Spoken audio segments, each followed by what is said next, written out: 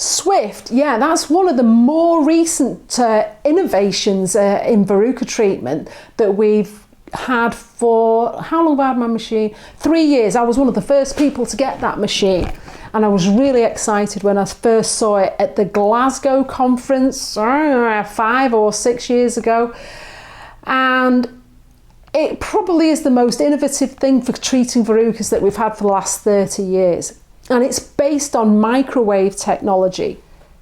Now, I don't know if you know much about microwaves, but the way microwaves work is by causing water molecules to vibrate against each other, creating heat. And the way that that works for treating verrucas is we direct those the microwaves at the top 3 millimeters of skin. It creates a heat shock reaction, and that somehow, we don't know the nuances of how, but somehow activates the body's own immune system to fight the verruca. Now, it's either doing that by turning off the verruca cytokines, which are the chemicals that it cloaks itself with, or it's enabling the Langerhans cells to be more active in noticing where the verrucas are and activating the T cell killer action to form an immune response to kill the virus off. And it's proving to be successful in about 76% of cases.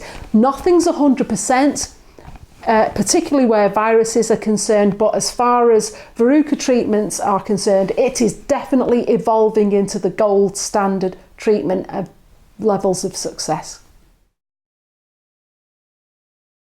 It doesn't need anaesthetic. However, I'm not going to sit here and tell you it's painless, because it's not. How do I know it's not painless? Because I've done it to myself.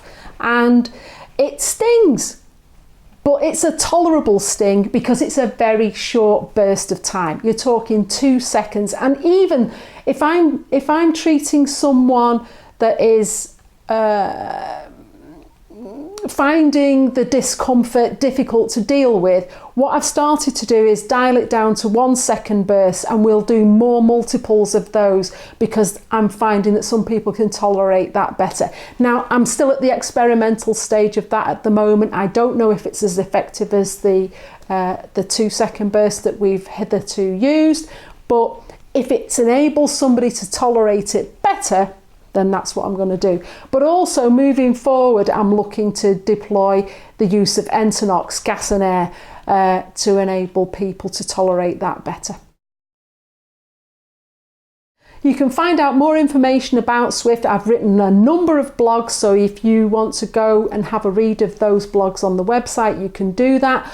Or, you know, if you want to have a face-to-face with me to discuss your options that's going to suit you and your lifestyle better, then the best thing to do is book online to see me, or call the girls, they'll book you in, and we'll sort that out for you.